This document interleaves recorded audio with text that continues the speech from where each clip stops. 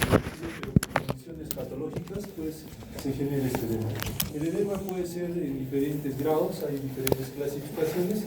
Nosotros vamos a hablar específicamente según casos semiológicos. Acá vemos un niño, varón de 8 años de edad, antecedentes de diabetes tipo 1, tratamiento con insulina, usa 12 unidades en el desayuno, acude por presentar este famoso hinchazón, o nosotros lo interpretamos como edema, en rostro y piernas desde hace un mes, niega otra sintomatología. Vemos la presión arterial 110/80, frecuencia 100, ya taquicárdico, respiratorio 18, saturación 28, FIO 21, temperatura 36.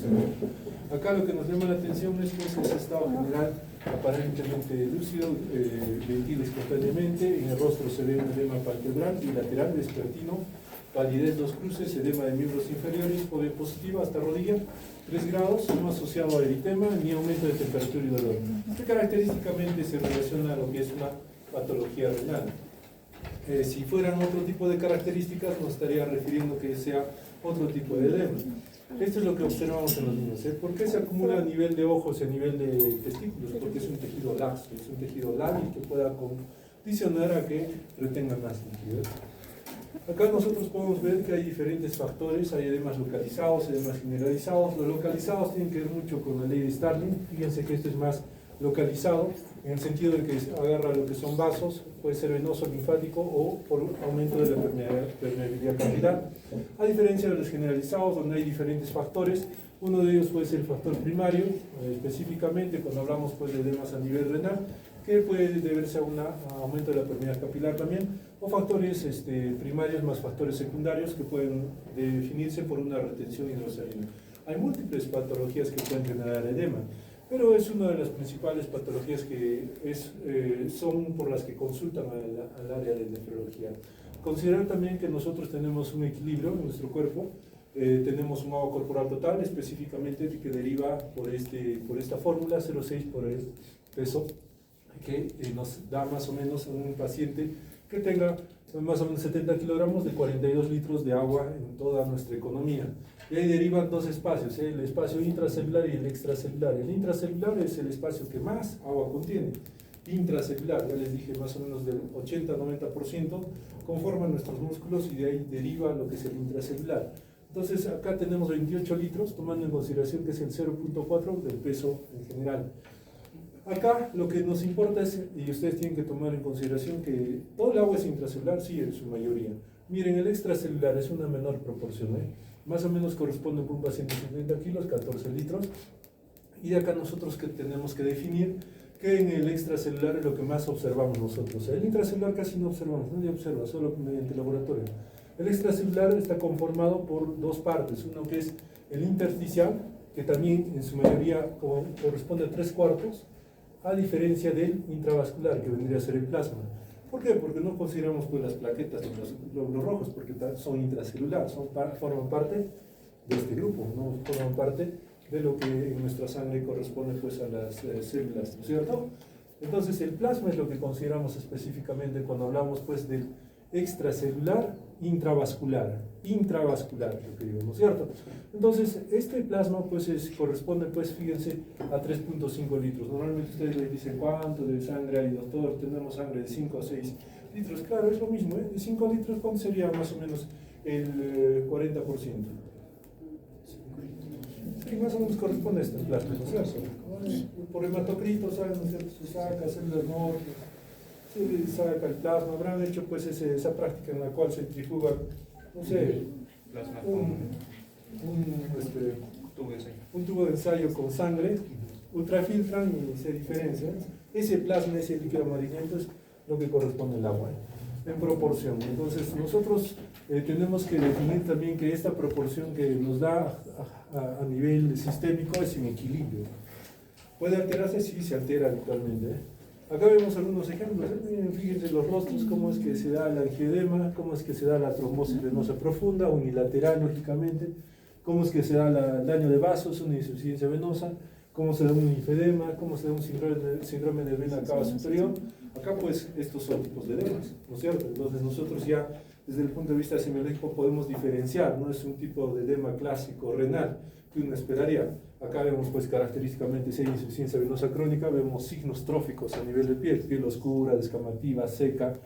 Fuera de eso pues es evidente la tortuosidad de algunas venas, entonces eso nos indica pues que ya hay un proceso probablemente edematoso secundario al proceso venoso. Igual podemos ver acá en un angioedema, también tiene que aparecer pues, con estas características: brusca, de base alérgica, con prurito, respuesta a antihistamínicos y corticoides. Uno inmediatamente define y detecta que es la causa. No van a estar indicando, pues doctor, tiene síndrome nefrótico, se le hincha la cara. No, pues uno tiene que ir de acuerdo, como siempre les voy a decir, en el contexto del cuadro. No puede uno diferenciar el contexto. Es diferente que él venga así o que venga otro niño y diga rostro hinchado, ojos, boca, todo, y diga esto ya tiene más o menos 3 meses, 4 meses, es larvado, también se le hinchan los miembros inferiores, está orinando espuma. Ese es otro cuadro. Acá lo que nos importa pues en la enfermedad renal son estas patologías, específicamente el síndrome nefrótico a la cabeza, que es característicamente lo que nos genera pues un edema, una nasarca. Las glomerulopatías en general y lo que es nefropatía por hipertensión o diabetes, patologías que habitualmente están pues los tops, enfermedades crónicas que nos generan daño renal según la historia natural de la enfermedad. Ahí tenemos característicamente otras patologías. Cuando ustedes vean edema, digan doctor, será un edema por un problema cardíaco, por el problema pulmonar, por un problema hepático, será por desnutrición o pérdidas, o será por alguna enfermedad metabólica. Entonces el edema ya es más amplio, ya no es tan simple. Hay que nosotros tratar de guiar según lo que nos cuenta el paciente. Si dice, señor, ¿sabe que yo vengo porque se me hinchan los pies, mi abdomen se me hincha? Sí, dígame, ¿cómo son sus antecedentes? Sí, yo tomo alcohol ya más de 10 años, ya pues no vamos a pensar, pues no es cardíaco, no es. Vamos un poco más a poner a pensar, no es por una endocrino metabólica, no, pues diré, un problema hepático, lo veo amarillo, circulación colateral, digo, entonces la hipolinemia se debe a un déficit de función del hígado, y específicamente acá pues hay un síndrome edematoso por una cirrosis. Tienen que ponerse el contexto en la cabeza. De nada sirve que ustedes no sepan quiénes son los que generan edemas y después vengan y digan, doctor, me parece esta patología, sin haber conocido el contexto del paciente. Esta es la ley de Starling. Es muy importante. Lo que nos importa acá solamente es la presión oncótica. ¿Por qué? Porque la presión oncótica viene a ser pues un mecanismo muy importante de retención de agua a nivel intravascular. Solamente se altera la presión oncótica cuando tenemos hipolinemia severa. La hipolinemia severa se detecta cuando tiene valores menor a 2.2 según unas bibliografías y otros menor a 2 según otras bibliografías. Entonces, cuando nosotros particularmente veamos un laboratorio y veamos la lúmina, tenemos que ver, la lúmina, muy bien, está en 2.5, no tendría por qué afectar todavía el sistema de presión oncótica. Entonces, no tengo yo por qué estar pensando que el edema sea por este problema. En algunos casos particularmente es diferente. Tenemos un caso muy específico en la cama 419, creo, los que están rotando, en el servicio de medicina, que tiene un paciente pues su albúmina está en 1.8 y no tiene edemas. Entonces particularmente hay casos así. Se dice que la hipolinemia no necesariamente genera edemas, pero en cierto grupo de pacientes. Uno es los niños, ¿ya? Otro se evidencia en patologías cuando son hipolinemias secundarias, no necesariamente primarias del riñón. Entonces nosotros tenemos que evaluar el contexto. ¿Se ve con menos frecuencia este tipo de población? Sí, pero nosotros tenemos que definir por lo menos un límite de 2.2, 2. Si es que está por debajo, lógicamente el paciente se va a hinchar como globo, por más que haya diuréticos, le hacen hemodiálisis, todo, no vas a poder sacar agua, ¿ok? Según la clasificación, según los mecanismos de la ley de Starling, tenemos 4 tipos: por disminución de la reabsorción debido al aumento de la presión venosa, por aumento de la filtración a causa de disminución de la presión oncótica, lo clásico, lo que ustedes conocen, la segunda. La tercera, por aumento de la permeabilidad capilar, esto pues es también evidente, y por disminución de la reabsorción linfática. Entonces, dentro de los 4 puntos, nosotros tenemos que definir que cada uno tiene una característica propia. Por ejemplo, por disminución de la reabsorción debido al aumento de la presión venosa. Acuérdense que la presión venosa pues elevada puede generar diferentes patologías. Dentro de estas pues tenemos la insuficiencia cardíaca, puede haber hasta un fallo del sistema venoso, puede haber una disminución de la resistencia arteriolar, en algunos casos, por ejemplo, por agentes vasodilatadores. Entonces eso nos genera edema, es característico lo que se está observando ahí. Pero nosotros pues tenemos por aumento en la filtración a causa de la disminución de la presión oncótica. ¿Quién está ahí? Nuestro síndrome nefrótico. ¿Quién está? Nuestra hepatopatía. ¿Por qué? Porque se pierde. Uno es que el hígado no produce, baja, y otro es que pierdes por la orina, ya pues baja también. Entonces, eso pues es un tipo de mecanismo. También tenemos lo que es por aumento de la permeabilidad capilar. ¿En quién? Característicamente pues la sepsis. Acuérdense que en la sepsis el óxido nítrico aumenta, hay vasodilatación, permeabilidad capilar, fuga todo el agua. Entonces, ese es un punto para muchas otras patologías que podemos tener ahí. Quemaduras, ¿quién no tiene quemaduras? ¿Han visto quemados de primer, segundo, tercer grado? ¿Qué ocurre? ¿Cómo ves la piel? ¿La piel la ves así normal, se quita? No, pues hay un exudado, hay agua, hasta que exuda por toda la herida quemada. Eso es un tipo pues, de aumento de la permeabilidad capilar. Y por disminución de la absorción linfática, que nosotros podemos tener pues, un bloqueo en caso de neoplasias. Acá tenemos el edema relacionado a la bulimia. Dos específicamente, una de las que nos importa más es esta, la hipovolemia arterial efectiva. El mecanismo es retención hidrosalina, y fíjense, la retención hidrosalina no solamente se da en lo que es el síndrome nefrótico, sino hay otras patologías, la insuficiencia cardíaca y la cirrosis. Y algo un poco más característico pues en bulimia es la hipervolemia. Lógico se cierra el caño, hay un daño renal, ¿qué va a pasar con el cuerpo? Sale narrado. Este mecanismo es más simple. Claro, pero cuando ya hay un daño terminal más avanzado, hay una insuficiencia renal, tampoco vamos a pensar en estadio 1, 2 o 3, será un estadio 4 o 5, donde característicamente la tasa de filtración es muy baja, que es dependiente de lo que consume el paciente. Y más aún en los pacientes que están en hemodiálisis, donde ya prácticamente la tasa de filtración está por debajo de 2 o de 3, donde no pasa nada por el riñón.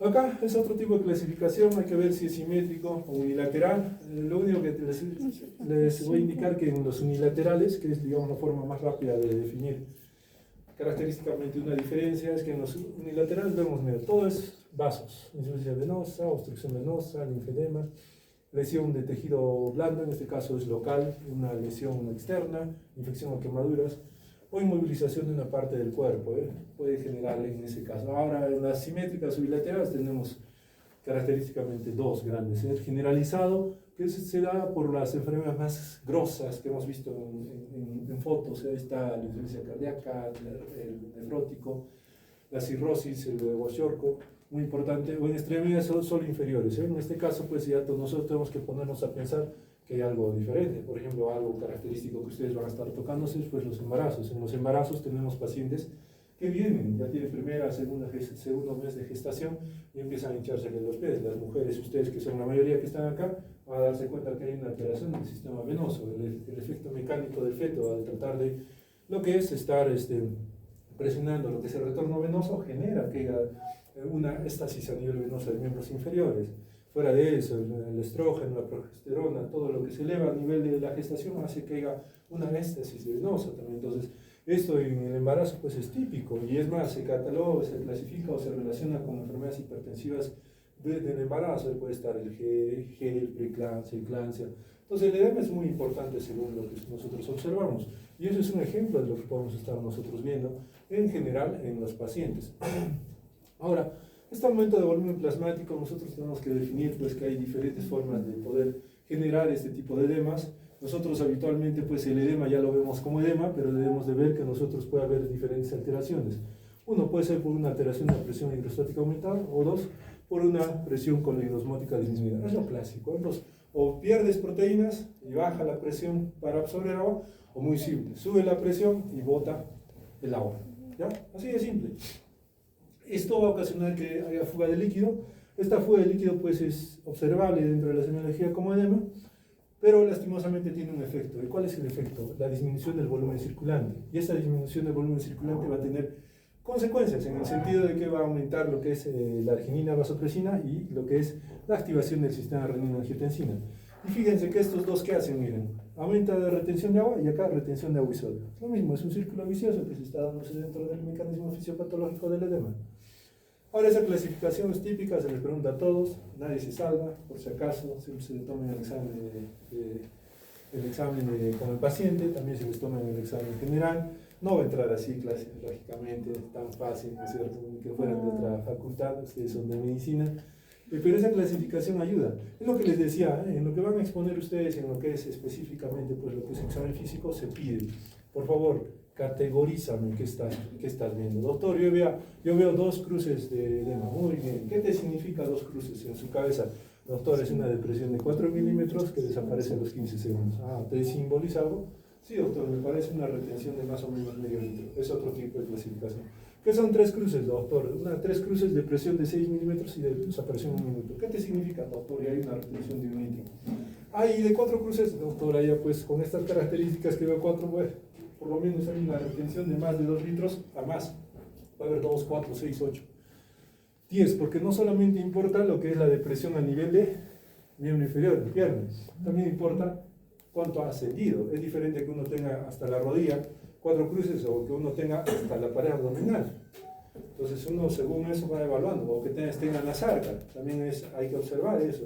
Para eso característicamente nosotros dentro de la clasificación de Godet también relacionamos lo que es el peso, aumento de peso, peso diario. ¿No es cierto? Entonces uno dice, ¿sabes cuánto pesabas? 85, ¿cuánto pesa ahora? 89, 4 kilos ha subido. Muy bien, ha subido 4 kilos. Pero no sabemos el contexto si esos 4 kilos se han mantenido o el paciente está disminuyendo de peso, masa magra, músculo, en otras palabras, para definir si ese agua está aumentando en proporción. Entonces fíjense cómo nosotros podemos estar viendo el estado hemodinámico del paciente simplemente con algo tan básico.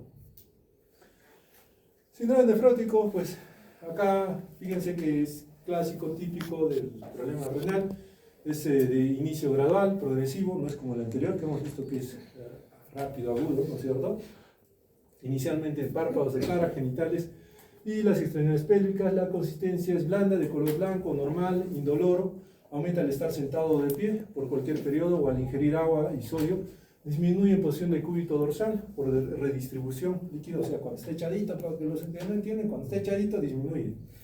Así como la restricción de agua y sodio puede acompañarse de aumento de peso, fatiga, citis, derrame pleural y por anemia. ¿Qué es lo que se ve en la clásicamente? Tenemos ahorita un paciente de la cama 178, creo que no me acuerdo, un globo ahí. Ya no, ya clasificación de 4 sobre 4 pues ya resulta ridícula, ya hay un estudio de 2 centímetros. Paciente clásico, síndrome nefrótico, hinchado cara, piernas, brazos, todo. Un globo. Entonces fíjense cómo característicamente pues tener un daño renal afecta lo que es la pérdida de proteínas. Edema renal. Miren cómo se ve. Característicamente ahí ya lo diferenciamos. Según libro esto, claro, ustedes tienen que aprender desde secundaria semiología. Cómo es vespertino, matinal, en la noche, esas características que les enseñan a ver la parte semiológica. Y nosotros tenemos que entender, pues, que como ya decía, uno en el cúbito dorsal, pues, ¿qué pasa? Es diferente que esté parado. Cuando esté parado, ¿qué pasa? La misma gravedad genera, pues, que el líquido esté abajo. Yo me echo y, lógicamente, que mi corazón ya no tiene que estar impulsando, pues, para que vaya abajo, o mi sistema venoso tenga que estar sobresacrificándose para que vuelva el agua o la sangre a mi corazón. Es diferente cuando uno está en el cúbito dorsal. Ahí característicamente pues es más fácil, el corazón se panea, entonces no tiene que combatir a la gravedad. Y es más, el retorno venoso vuelve rápido. Eso es lo que nosotros tenemos que diferenciar. Solamente entender eso para decir, miren, es matinal, periorbitario, blando. Es lo que nosotros habitualmente hacemos. No hay otro secreto dentro de lo que son tipos de edema según lo que nosotros observamos dentro de la semiología. Ahí tienen unos ejemplos. El dolor lumbar, pues tienen que tomar en consideración lo clásico, 100%, solamente característicamente 5% es renal. Un 95% no es renal. ¿Por qué? Es muy simple, pues. El dolor lumbar, pues, ¿quién no lo tiene? Ustedes lo tienen ahorita, estar sentados. Han venido en carro, están con dolor lumbar, se han dormido, de más, dolor lumbar. Han dormido de menos, dolor lumbar. Prácticamente han jugado algún deporte, dolor lumbar. Se han amanecido por estudiar, dolor. Todo dolor lumbar es algo gratis que nos viene a los nefrólogos, pero nosotros tenemos que aprender también a discernir qué está bien y qué está mal. Entonces, ya pues el hígado, ¿qué pasa? Mentalmente entonces el dolor lumbar, lo que nos importa a nosotros, solo duele el riñón cuando hay característicamente una noxa que hace que dilate la cápsula de renal o de Bowman. Que está ahí otra nota. Son anatomía virtuales. Se entiende, no se preocupen, se entiende. Su anatomía básica les va a servir para por lo menos pasar el pregrado. La residencia ya no, ya está diferente. Lo que nosotros tenemos que ver, pues, esta cápsula de Gerota, prácticamente esta grasita, la cápsula, todo lo que envuelve, la misma distensión hace que duela. Otra forma no hay. Por eso en los hidronefróticos, doctor, me duele. Pacientes con glolitiasis también generan distensión, pacientes con pielonefritis. Otra forma, un paciente también lo atropella un carro, se forma morado, doctor, me duele, claro, capsulado todo de sangre, ¿cierto? En los abscesos perinéficos, el doctor, estoy con fiebre, malestar, me duele intensamente, le tomas tomografía, es un absceso perinéfico.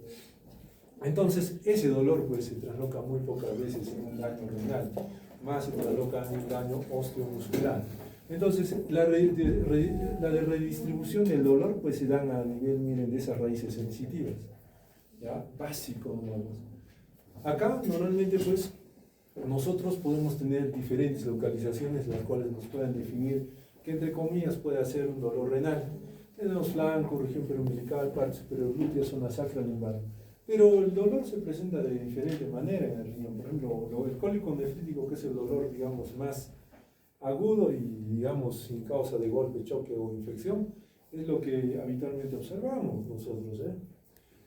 Distribución, bueno, fíjense, pues, similar en otras estructuras retroperitoneales, porque ahí está nuestro riñoncito, y fíjense en qué casos, pues, puede estar doliendo. Aquellos que me duele, en vez de estar pensando, es riñón de frente, ecografía. Sí, hay un tumor. ¿Qué hacemos? Nada, ya, sacar el riñón, punto. Así de veloz y rápido se trata un dolor lumbar. Se observa, se ve, se evalúa un examen de orina, se ve una creatina, se agarra una ecografía, se ve, ya, muy bien. Puedes continuar con tu vida 10 años más, 20 años, o simplemente vas a hacer la operación, eso te tratamos. No es difícil, no es cosa del otro mundo, simplemente hay que ser decididos, ¿eh? Acá, fíjense ustedes que cuando nosotros ya estamos prácticamente hablando de dolor, este dolor es el que característicamente se presenta más en los cólicos nefríticos. Es un dolor que se inicia a nivel lumbar, ¿ya? Y recorre prácticamente la parte anterior, ¿ok? Según la localización en la parte anterior también, si es superior, medio o inferior, nosotros podemos estar ya inmiscuyendo, diciendo, ya parece un dolor típico de cólico nefrítico, el cálculo debe de estar en tal lugar. Mientras más alto es, lógicamente que es renal. Si es intermedio, pues está en los uréteros, ¿ya? Si es a nivel en mujeres, en labios, o en el varón a la altura del escroto, tenemos pues característicamente que está entre urétero y vejiga, más o menos, por esa zona. Entonces, este tipo de dolor, sí, ustedes tienen que definirlo cada vez que ven un paciente, ¿eh? Diferentes que ven, doctor, me duele. Muy bien, ¿qué has hecho? He corrido toda la noche. No te pases. ¿Puede haber un cálculo? Sí, puede haber, puede movilizar su calculito cuando ha corrido. Entonces, el siguiente paso, ¿ese dolor se va a algún lugar? Sí, se va adelante. ¿Cómo es? Doctor, ¿sabe qué? Orinado sangre. Bueno, y uno está sospechando con mayor grado, sí, parece que es un problema pues, por cálculo. No solamente, vengo con dolor, ya, cálculo, ya vengo al nefrólogo. No es así, chicos, ¿ya? Acá hay dolores un poco más típicos, un poco frecuentes, como es el infarto renal. Infarto renal lo vemos muy poco. Yo tuve la dicha de ver un infarto renal en el cual el dolor sí es catastrófico, es bien intenso, un 9, 10 sobre 10, en el cual el paciente, pues tú le haces ecografía, y no hay nada, todo está normal, ¿eh?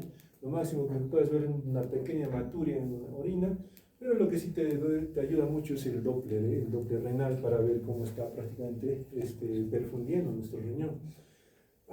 Bueno, algunos distensión brusca de vías urinarias, puede ser por cálculos o coágulos. Ustedes tendrán pues sus abuelos, sus papás que han pasado por la mano del urólogo, en el cual han tenido que cortar un parte de próstata por la hiperplasia prostática.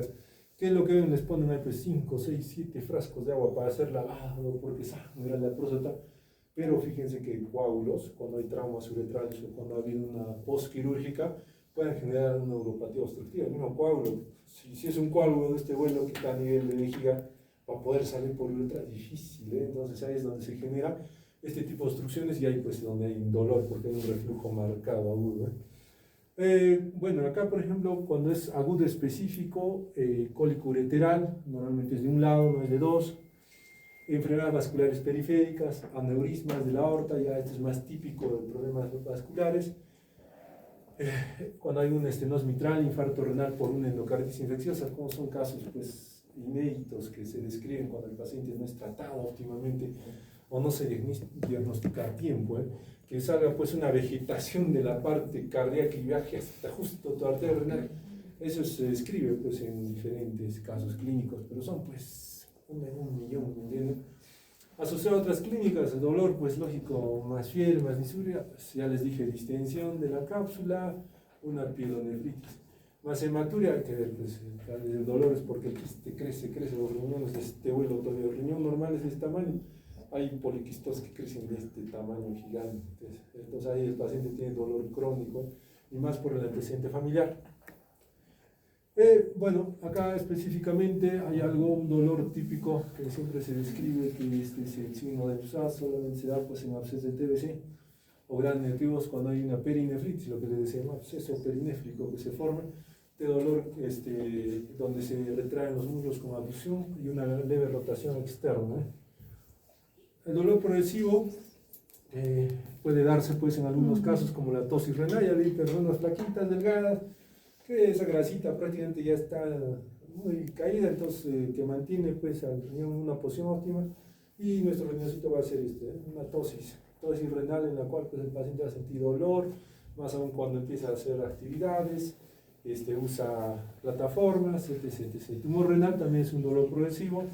¿Quién lo creería? Pero es dolores a veces que si son persistentes, y por favor vayan al nefrólogo, te dirán, doctor, me he dicho 5% difícil que sea. Después de 10 años ya te mueres, ¿no? Por un cáncer.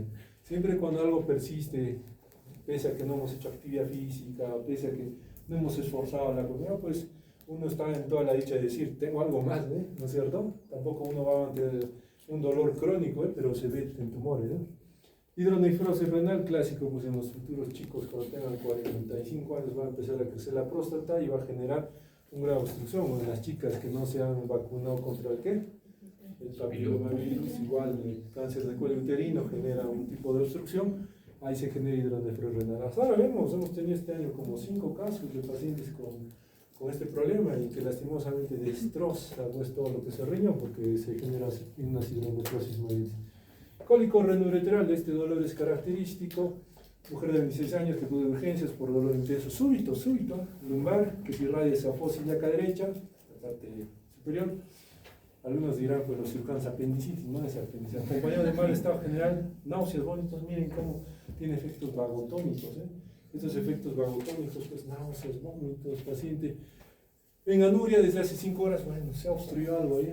O, no disuria, no, ni polaturia, no alteraciones del ritmo de posicional antecedentes, nada que llame la atención, solo hipotiroidismo, una esofagitis eosinofílica. A la exploración, miren, fíjense, la presión 96-52 debería subir, la frecuencia sí ha subido, 85. Entonces dirán, doctor, es normal, no es normal tener una frecuencia 85. Ya les dije, mírense todos ustedes, el que suba más de 85-90, preocúpese, algo tiene. Saturación 100%, temperatura 36,6, paciente consciente orientada, tonos rítmicos normal, no edemas, todo normal, solamente el dolor que le llamó la atención. Típico, típico que se da en caso de los pacientes que tienen este problema.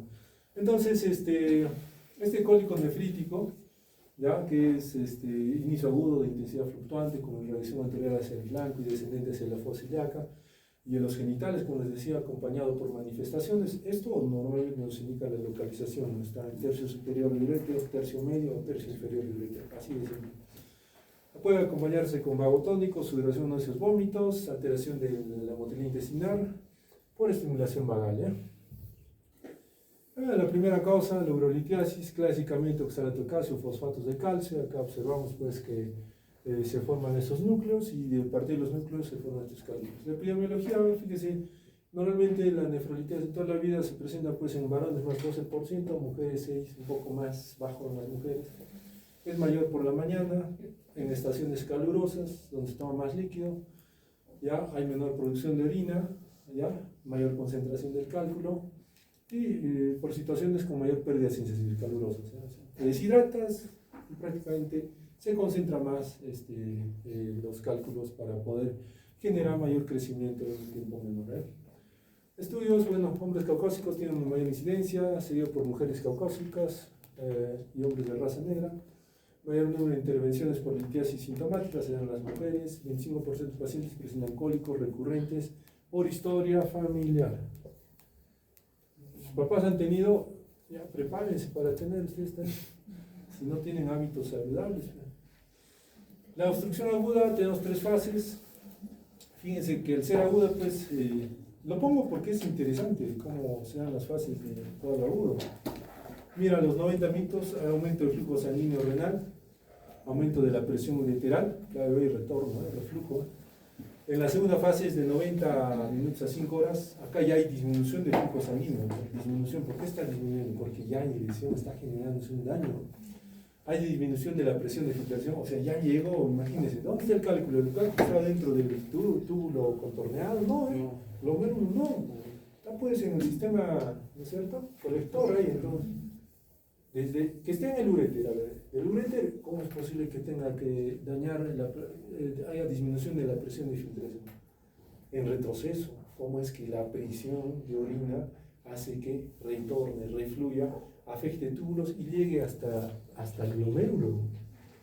Interesante, ¿eh? Entonces, fíjense que 95 horas va a ser el dolor más terrible, horrible que tenga el paciente, peor que parto, bueno, similar al parto, ¿no?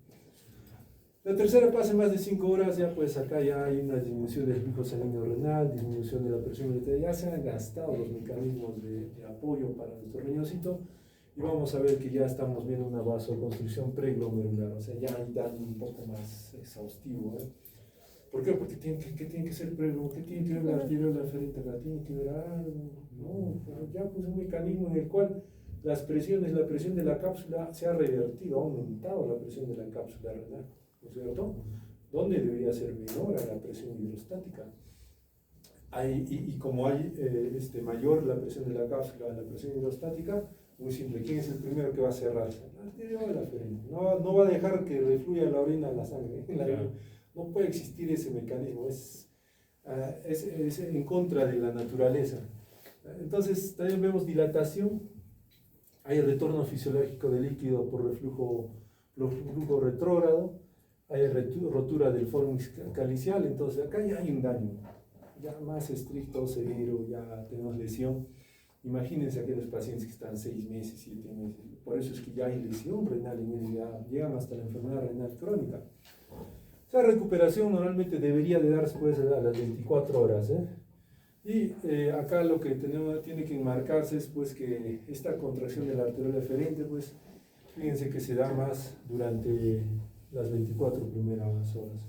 Por eso es que hay la famosa injuria renal aguda obstructiva, ¿no es cierto? Si no, no existiera eso. Bueno, que está bien feo el gráfico, es para recordarles cómo es más o menos. Ya ustedes ya lo leen, ya ciego, ¿no? Igual es casi lo mismo, ya vemos, pero acá hay un detallito, ¿eh?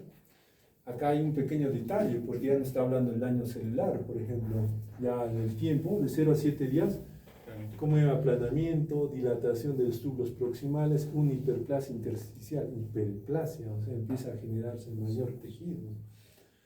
Y esto se trasloca pues que a los 7 días ya hay una dilatación de la pelvis. De 7 a 20 días ustedes dirán, doctor, ¿quién aguanta 30 días? Como la gente, los varones, la población en general, vienen con unos hidronefrosis severas, marcadas. Entonces, nosotros lo que nos queda es decir, a ver, ¿cuánto tiempo tienes, doctor? Esto es 2 meses, así, ya te pones a pensar, ya hay atrofia, pues ya, atrofia, ¿qué significa? Ya cicatriz glomerular, ya este paciente es un enfermo renal crónico, que lastimosamente nosotros, lo único que nos queda simplemente es tratarlo como tal y evitar mayor daño. Pero hay algunos, examen de orina, patológico, no le importa si se ha obstruido el riñón, ya saben que mete la micacina. O sea, imagínense que ya solamente la obstrucción ya genera daño. Meterle nefrotóxicos y el doble daño. Por eso es que hay pacientes que llegan a hemodiálisis.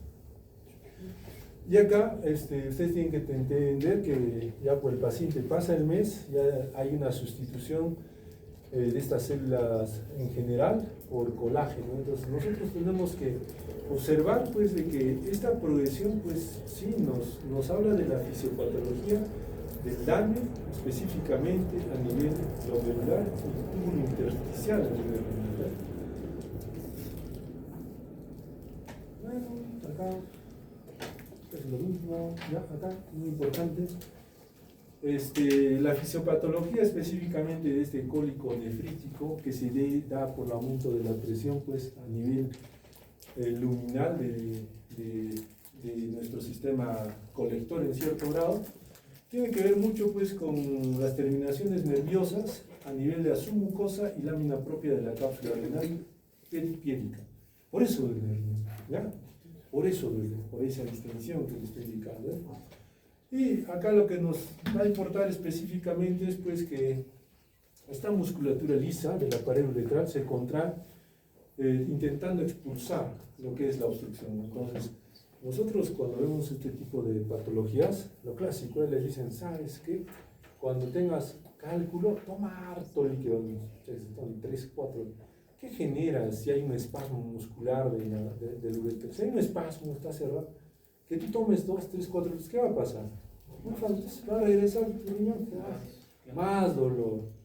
No, lo que ocurre cuando hay una obstrucción ureteral, lo que se hace es alto, cálmate, no tomes líquidos hasta que pase el dolor, porque el dolor justamente ha generado ese espasmo.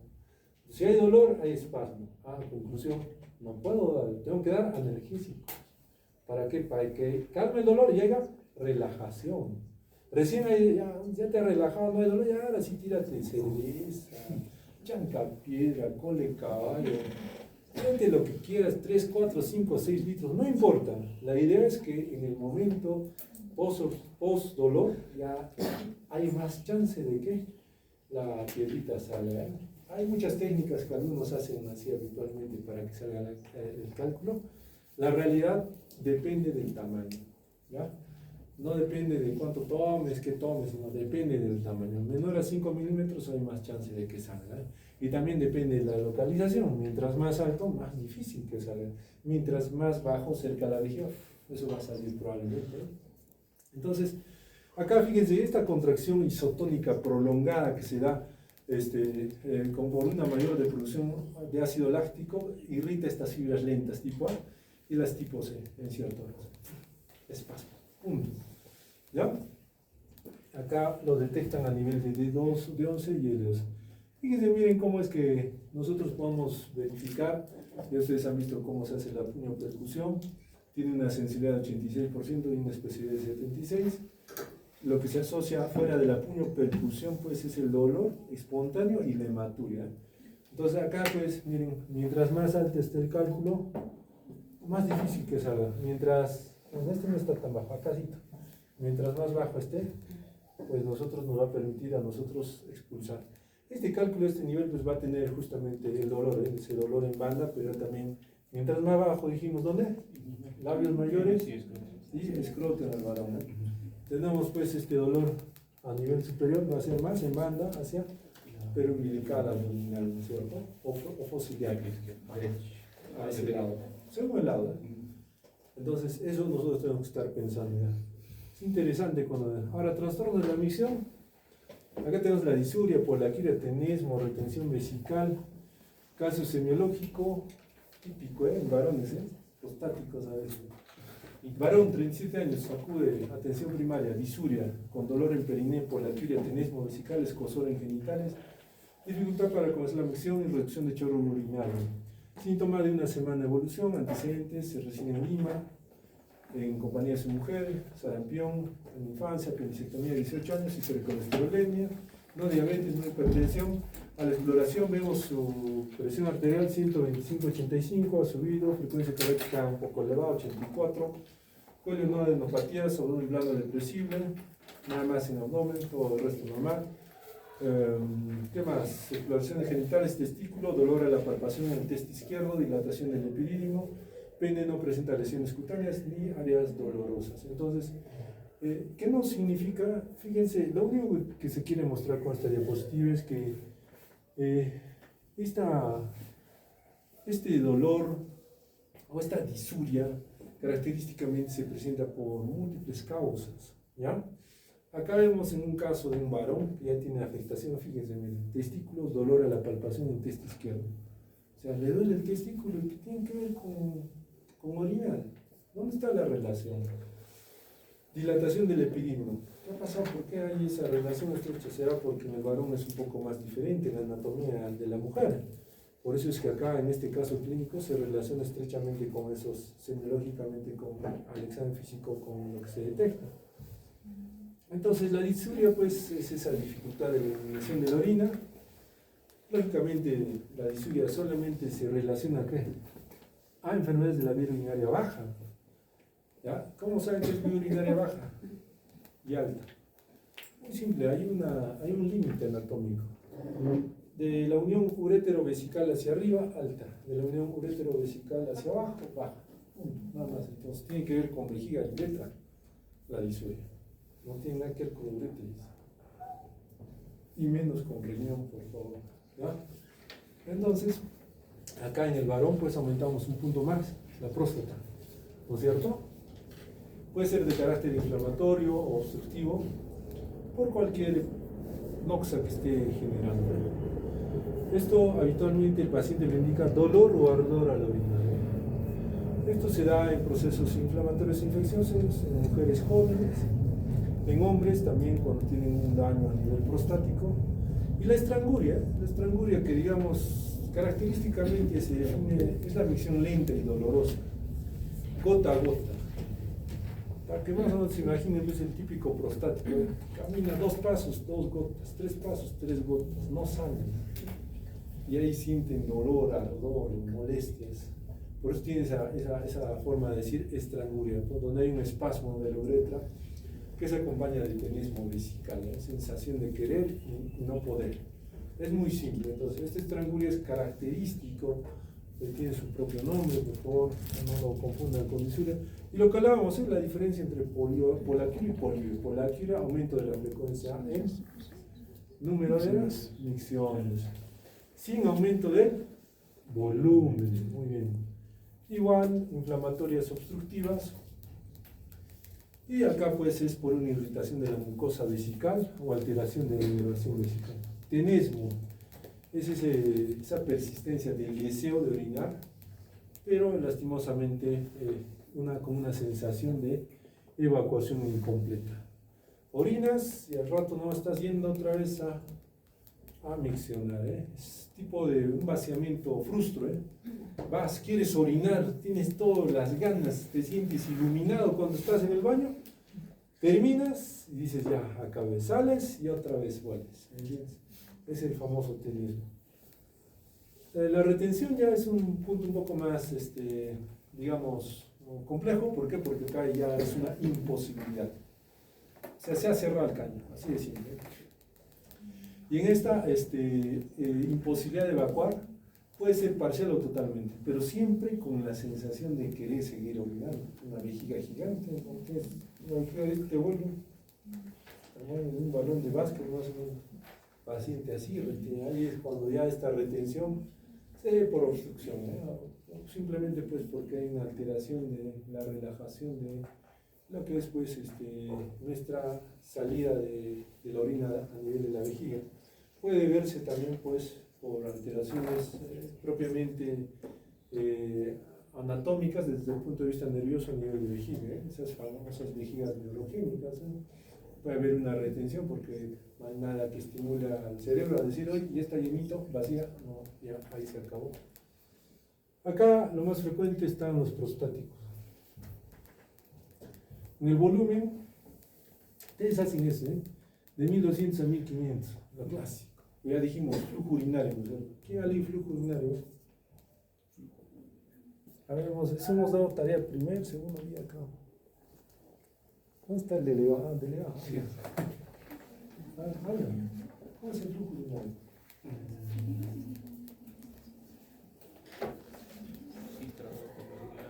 Interesante. Tan como el anterior semestre. Muy bien. Excelente.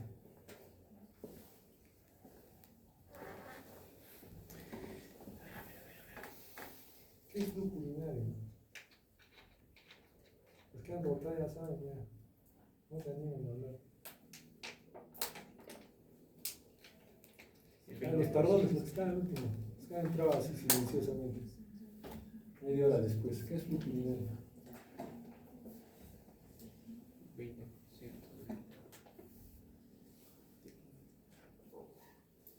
Círculos. gasto urinario también se dice. Con internet, con celulares, un chip en el cerebro, nada.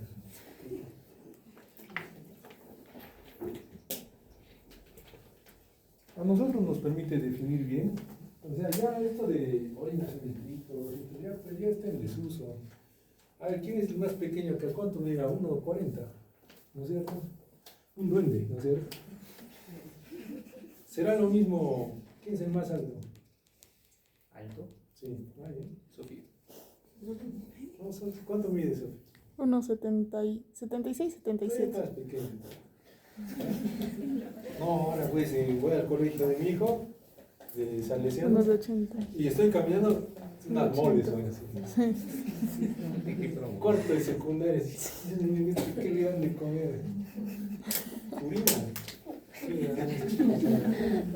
En serio, ¿ya? Pero ya, digamos uno que mida así, 1,80, 1,90, ¿ya? 1,90. ¿Será lo mismo que orine, pues, la pequeña de 1,40? Vamos a ver. ¿El peso será igual? No. No, entonces, tienen que hablar ustedes pues del gasto, flujo, cuánto es. Esto de 1200 a 1500 no es lo mismo de uno de 1,90 o uno de 1,40, no es lo mismo.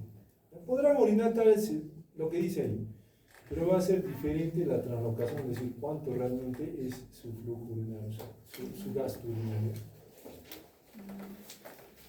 Es muy importante evaluar el volumen de la orina, porque si hemos hablado de 1,90 de otro que mida 1,40, ¿qué será de los que miden 1 metro? Los niños, ¿eh? Los duendes de este tamaño. 1,5 litros será óptimo, mucho, poco. ¿Ya? Entonces, para eso, pues, creo que está más adelante. Para eso nosotros tenemos que ver, que en 24 horas ya hay una catalogación según peso y según, más que todo peso.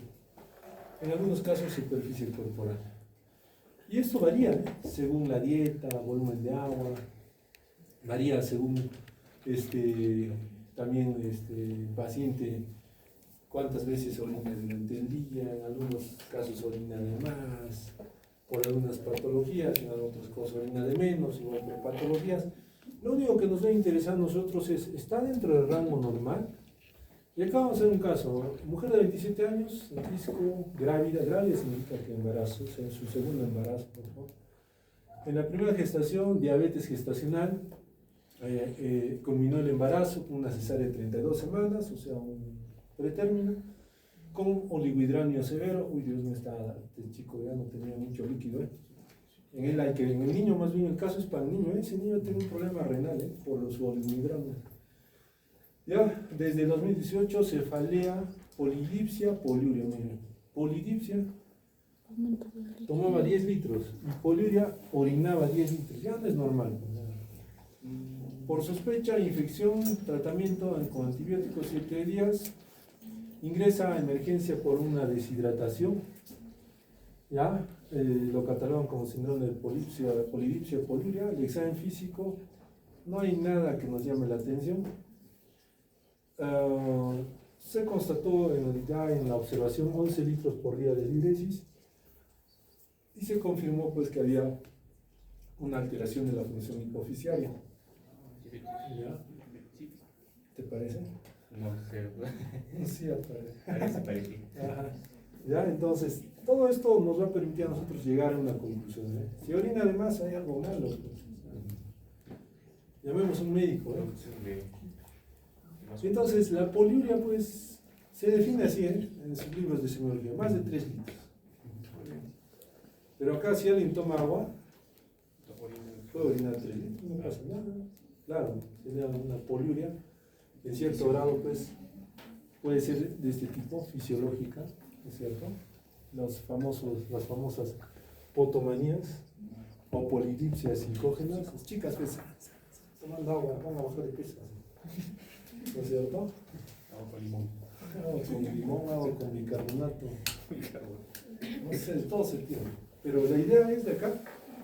Fíjense que el volumen urinario disminuye y la osmolaridad o la densidad urinaria aumenta ante las pruebas de restricción del líquido. Es muy simple. Restringe el líquido y ya está. Y mides cómo está su ADH y todo eso. Te valor, no pasa nada. Está bien, simplemente tenía ese hábito de consumir líquido en exceso. Patológico ya es un poco diferente. Acá puede haber una alteración funcional u orgánica. Y acá tenemos las renales. Podrán ver, por ejemplo, patología por una necrosis tubular. Famosos pacientes, después de una injuria renal aguda, orinan 6, 7, 8, 9 litros. Ya estuvimos hablando, creo, con ustedes sobre, con el anterior grupo de discusión. Cuando ya las células tubulares empiezan a regenerarse, como no concentran, entonces botan todo el líquido. No, son células nuevas que no tienen funcionalidad. Y en una injuria renal aguda, como hay pérdida de estas células tubulares, al tratar de regenerarse, pues no tienen función y botan todo lo que viene. En esos casos puede haber una poliuria. Puede haber en una neuropatía obstructiva, en una diabetes insípida nefrogénica, hasta en la misma enfermedad renal crónica. Es más, pacientes que orinan de noche varias veces, algunos días, doctor, ¿qué? ¿Próstata? No. Es una mujer de 18 años. ¿Cómo va a ser próstata? Tiene poliuria nocturna. Qué raro. No, eso se asocia a enfermedades renales crónicas. Hay que tener cuidado. Chicas que se levantan 2, 3 veces a orinar. Algo, no es por lo que toman agua ni están en el gimnasio, hay algo más, ¿ya? Extrarrenales, múltiples, ¿eh? Tenemos la hipercalcemia, diabetes insípida, diabetes mellitus, uso de mannitol, cloruro de sodio. Entonces las patológicas pues son múltiples, ¿eh? Hablando solo de poliuria. Oliguria menor de 500 mililitros, una eliminación escasa. Vemos pues que acá lo que nosotros tenemos que ver pues es de que hay causas prerenales, renales y posrenales, así como la injuria renal aguda, renales básicas. ¿Por qué orinas poco? No he tomado agua, ¿eh? Problema de retención hídrica, en caso de nefrótico, insuficiencia cardíaca. O renales, una lesión renal que esté generándose, ya con un daño agudo, ya propiamente parenquimal, que esté generándose. Entonces, acá en oliguria pues también nos dice, hoy sí puede orinar poquito, pero como que puede ser, como que no puede ser, ¿eh? Anuria es diferente. Hay muchas causas, igual prerenales, renales y posrenales. Acá específicamente que ya se cerró, pues se cerró la salida simplemente.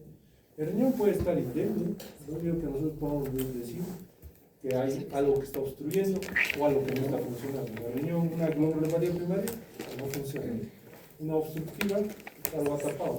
Próstata que ha crecido y ha generado que la orina. Miren, acá también hay trombosis renal. O sea, si hay un trombo renal, ¿qué va a hacer el riñón? Tiene salida de sangre, se oblitera, se obstruye, se renal.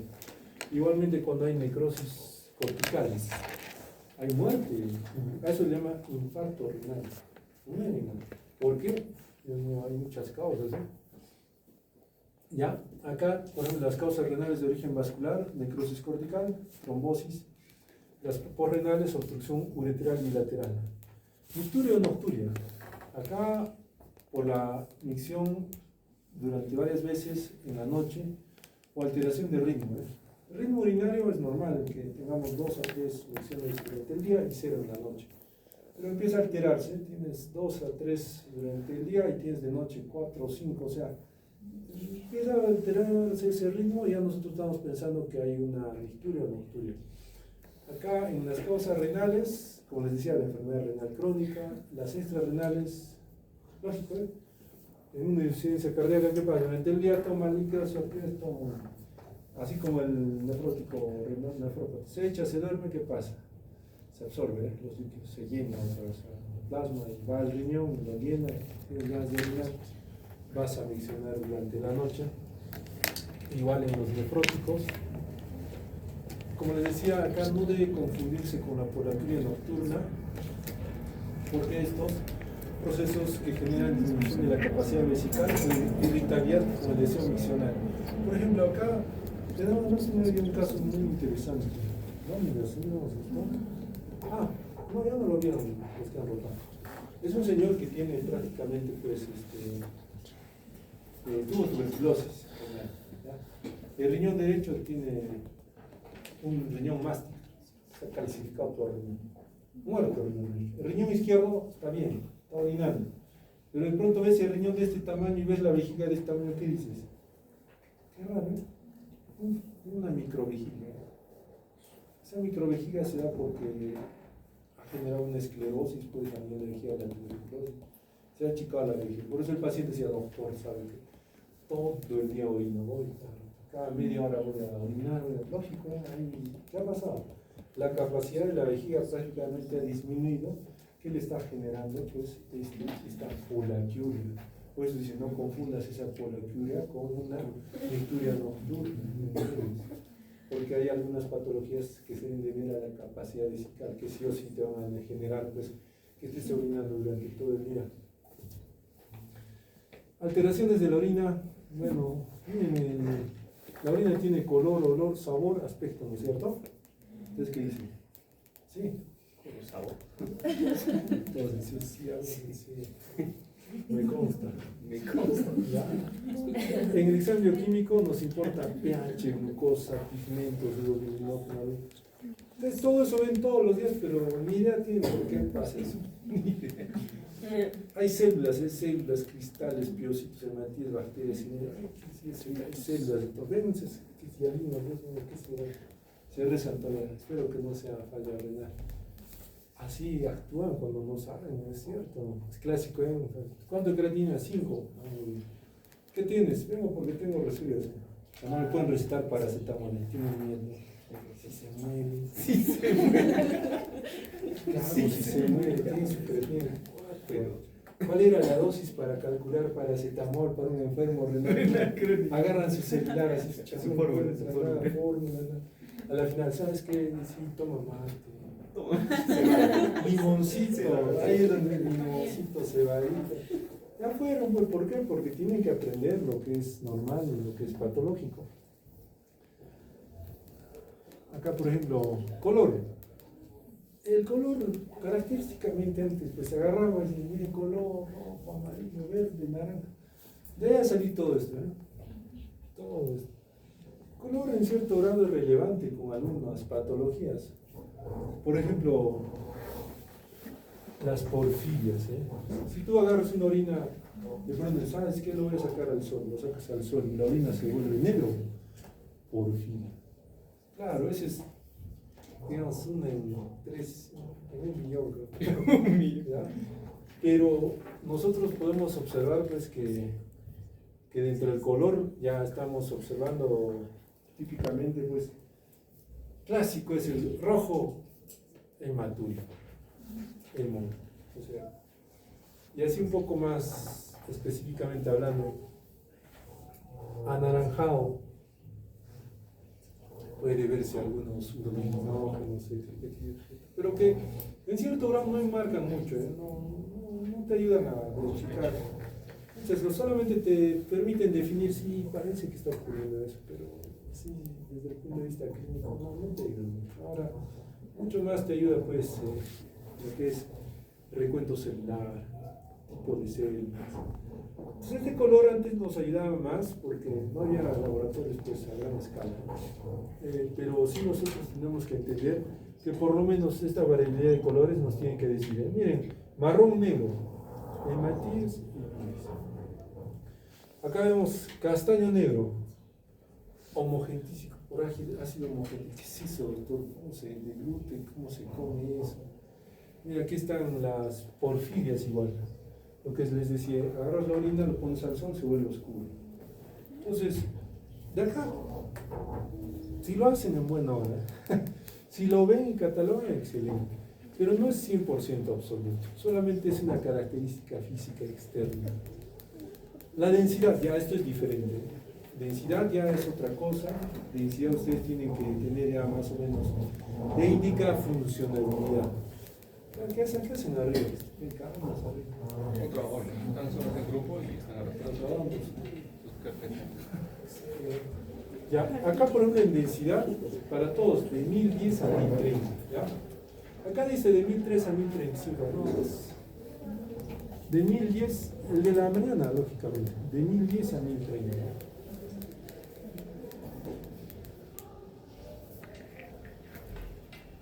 ¿Qué pasa? ¿Por qué la densidad ha aumentado? Por todos estos factores. ¿Por qué la densidad ha disminuido? Por todos estos factores. Es muy simple, nada más, la densidad. ¿Y qué es la densidad? La capacidad de concentrar. ¿No es cierto? ¿Varía? Pues varía, ¿eh? ¿Por qué? De pronto, como usted ve, acá su compañera tiene su cielo de medio litro. No sé. Toma, ¿no es cierto? A todos les tomamos examen de orina y ella su densidad va a salir baja.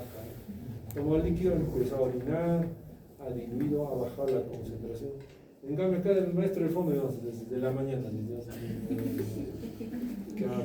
No he tomado ni desayuno, ni almuerzo, no. Agarramos, concentra amarillo, turbio va a salir ese. ¿Por qué? Porque el muchacho no ha orinado mucho y ha concentrado un poco volumen, ha concentrado varios solutos. Cada su compañera ha lavado y ha arrastrado solutos. Sale densidad alterada. Pero eso ya se trasloca en algunas enfermedades, ¿no es cierto? Entonces la densidad es muy importante. Característicamente, ¿ustedes creen que cuando el riñón falla, la densidad baja o sube? Cuando el riñón falla, la densidad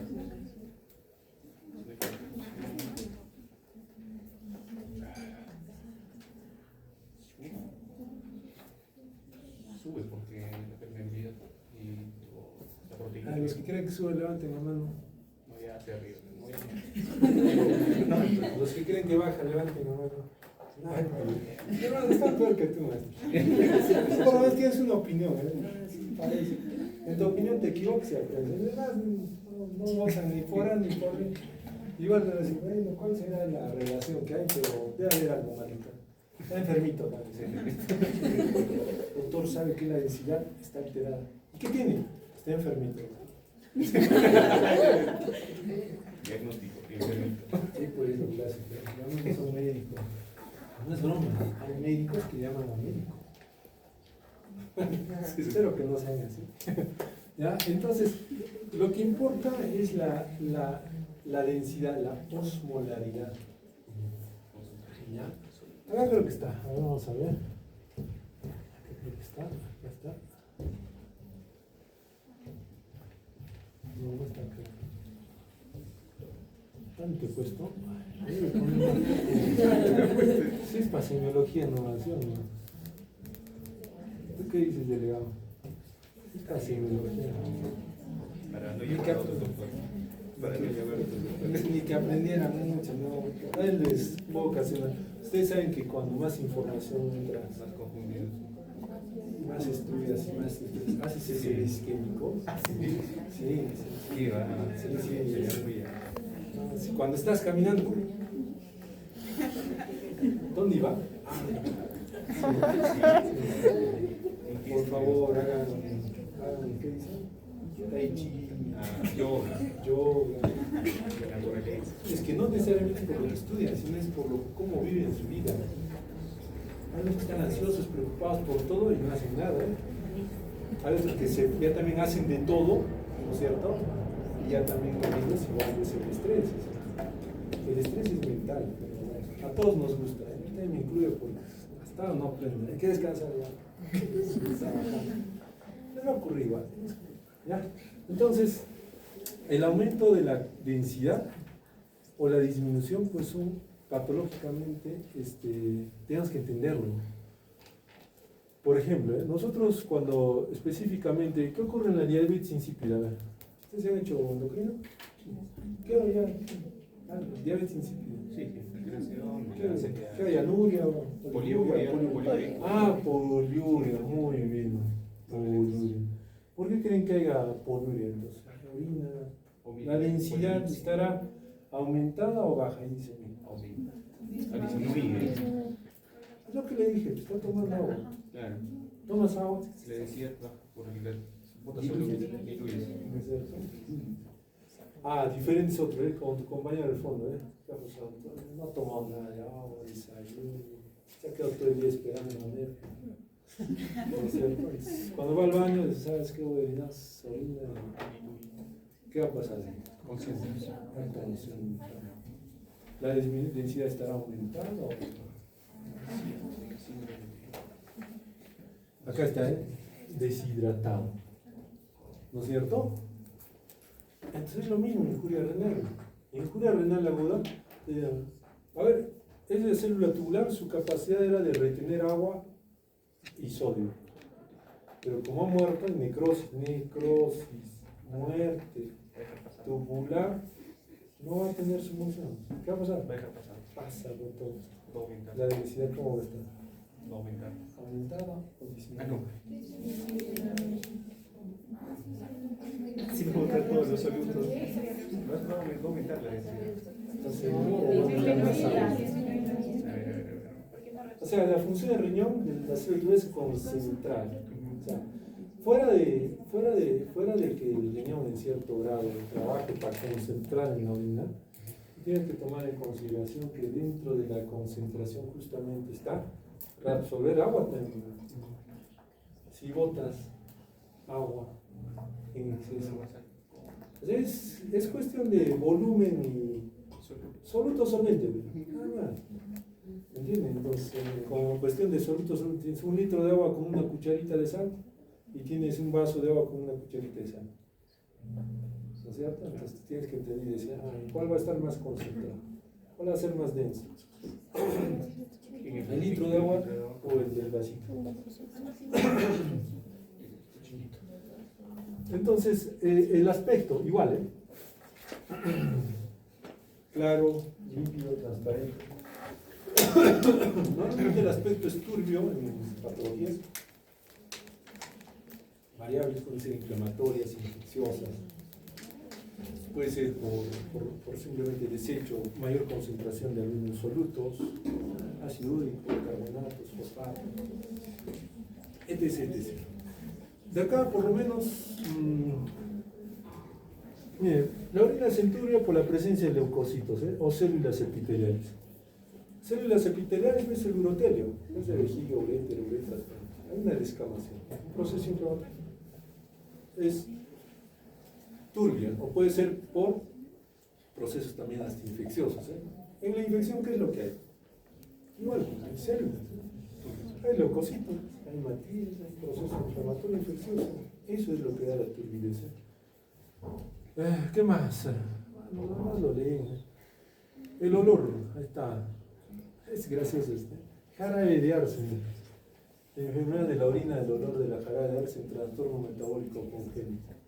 Se describe, claro, acá pues un jarabe de Arsen es difícil, pero lo que sí se observa es dulce o a frutas, de su tía diabética, tía, orina acá. El pobre dice, no te tomes tu metformina 3 días. No te tomes. ¿Ya? Así que el olor azucarado, ¿Ya? Acá miren, fíjense, esto sí es característico rancio ratón en un lactante con fenilcetonúrica. ¿Ya? Los otros son pues otras patologías que pueden presentarse, pero muy pocas patologías.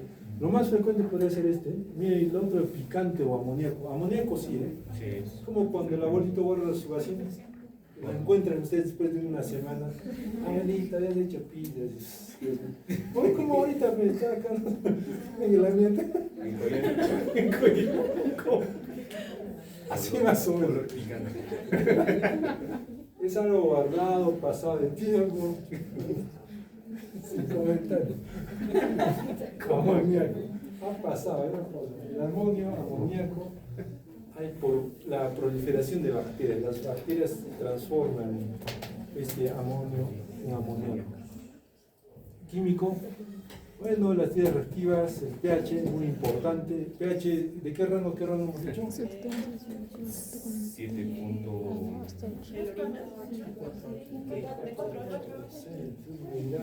da más? ¿Quién da menos? 4.8. 4.7. De 4, 5, 6. 7, 8, 9.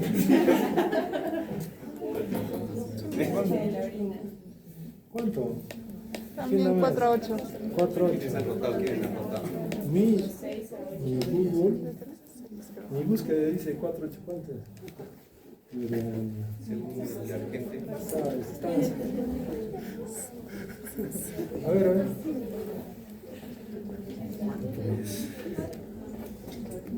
La idea es que sea ácida ya. Desde el 3.5 hasta 8. ¿Sí? Es importante tomar en consideración que este pH igual varía según lo que nosotros consumamos. Por ejemplo, una chica de acá, pues, Dios mío, no va a poner mi curso. En neurología me han jalado. Va a tomar 10 aspirinas, 10 sácatas, la orina ácida. Ahí el pH estará pues 2. Dios mío, miren cómo el pH varía. De pronto una chica dice, ¿sabes qué? Hoy día mi dieta va a ser solo frutas. Manzana, pera y naranjas. 3 días. La orina alcalina. 0 carnes. Entonces varía de la dieta. De pronto hay un salvaje que dice, ¿sabes qué? No voy a ir a comer mi rodicio. 2 kilos de carne. Ácido también, ¿entiendes? Así es. Y todavía con un olor bien intenso. Terrible. ¿Ya? Entonces, la orina pues es prácticamente la excreción renal definida por el grado de metabolismo exigido por nosotros mismos. Como les decía, de pronto ustedes comen verduras todos los días, su orina pues casi clara, sin mucha carga. Comes carne, orina ya un poco más, como quien dice, color más intenso, ¿no es cierto? Como mucha sal, la concentración baja. Entonces, nosotros somos los que modificamos esto, pero en las patologías ya es diferente. En patologías nosotros tenemos que ver pues que ya hay algo más. De lo que normalmente estaba tu equilibrio, tu homeostasis, ahora ya se ha cambiado. El pH, miren, ligeramente ácido. El pH, ¿en cuál aumenta? No es sangre, es orina. Sí, alcalino respiratorio. ¿Por qué? ¿Qué hace el alcalino respiratorio? Aumenta la concentración El calor es cuando el CO2 baja. Sí, por eso. ¿Ya? Y bicarbonato.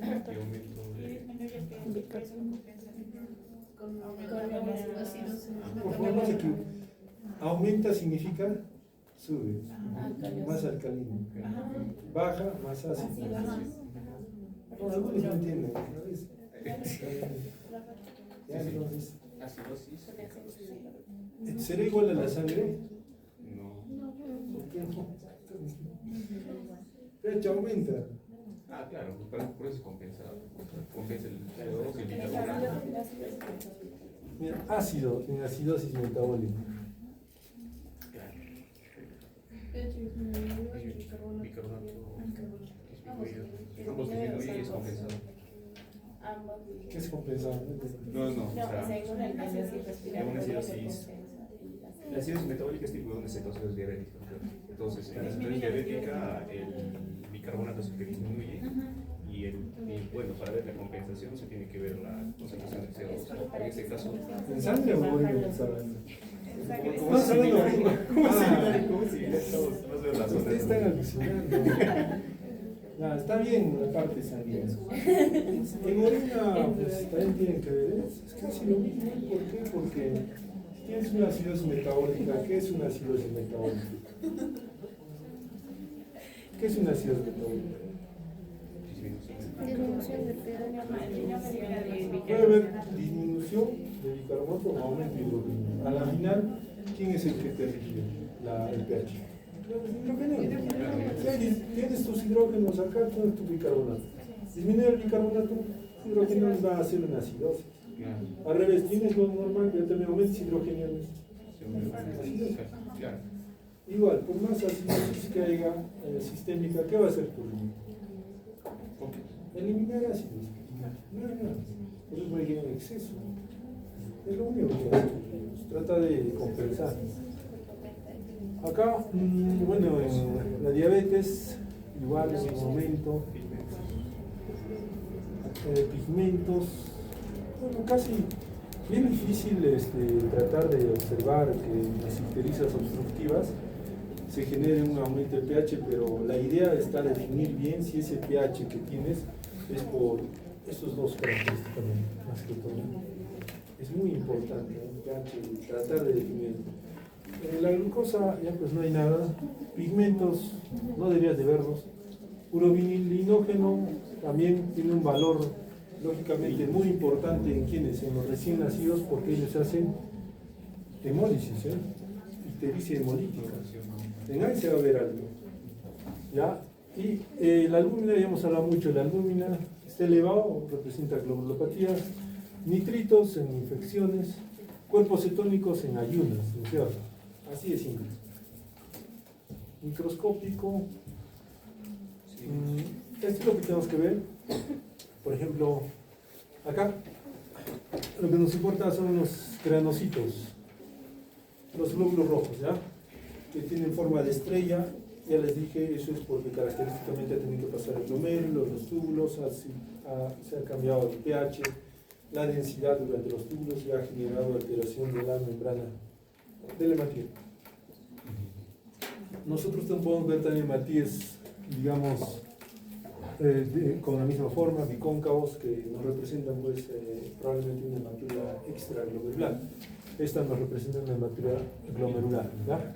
Ahora, en las células blancas lo que más nos representa son los cilindros creo que están acá. ¿Dónde están acá? Cilindros. Fíjense, cilindros leucocitarios. ¿Por qué son cilindros? Toman la forma del túbulo. Igual cilindros hemáticos. No significa que hay una patología más específicamente glomerular. ¿Ven? Cilindros hemáticos, igual. ¿Ya? Acá, vamos a ver acá también células del urotelio, células por descamación. Hay células transicionales también. En este caso, las transicionales es cuando un proceso inflamatorio más marcado. Células del epitelio tubular, o sea, túbulos, células tubulares, las necrosis tubulares agudas. Cristales, variedad de cristales, a la cabeza siempre de oxalato de calcio, ¿ya? Los de ácido úrico. Parásitos en menor frecuencia, pero lo que se observa es más por contaminación. No es que haya como una vaginalis en la vejiga. Puede ocurrir, en algunos casos excepcionalmente más es por contaminación vaginal, en caso de mujeres. Inclusiones lipídicas. Ahí tenemos la eritrocituria, ¿ya? Leucocituria, que lo vamos a profundizar más en síndrome nefrótico, ¿no? Nefrótico, nefrítico, en síndrome proteinúrico, hematúrico. Vamos a profundizarlo, por lo menos tienen característicamente las patologías, no los quiero confundir más, lo que sí necesitan saber es esto, por lo menos, lo que siempre ustedes ven, ¿no? Ya hemos hablado de cilindros leucocitarios y eritrocitarios, sí o sí por daño glomerular, porque han pasado por 3 de los túbulos. Pero esto sí es importante. Ustedes cuando ven cilindros dialinos, doctor, ¿por qué se ve cilindros dialinos? Acá, fíjense, se presenta en enfermedades renales agudas o crónicas. Acá específicamente los dialinos sí nos enmarcan pues un daño específicamente renal, igual los granulosos. Tomar en consideración que es raro que se vea pues por algunos estados de esfuerzo físico en caso de lo que son los cilindros granulosos. O sea, esto nosotros vemos que es más patológico que los dialinos. En los dialinos podemos ver en algunos casos por alteración o esfuerzo físico, o uso de diuréticos o un síndrome febril. Entonces, los cilindros granulosos nos enmarcan pues patologías ya un poco más serias de la parte renal. Luego los cilindros serios, acá ya es cuando tenemos una patología un poco más avanzada, se evidencia más en lo que son patologías crónicas renales.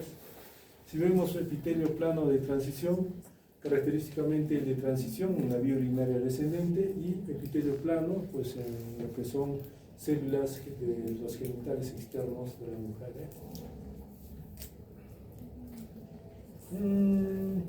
Vamos a encontrar en menor grado lo que son los cilindros epiteliales, habitualmente por lo que son enfermedades víricas, agrupaciones celulares, ya un poco más raro se ven lo que es tumores, Acá nosotros tenemos de diferenciar bien, ya cuando ya estamos viendo ya celularidad, tenemos que hacer ya estudios un poco más profundos, porque una celularidad no significa que hay un proceso de descamación o un proceso de proliferación. Esto a veces se asocia a neoplasias, entonces tenemos que hacer un poco de disquisición, ya no solamente qué tipo de célula es, sino específicamente qué características morfológicas tiene la célula para definir pues un cáncer. Ok, ahí terminamos eso. ¿Qué nos falta? ¿Qué nos falta?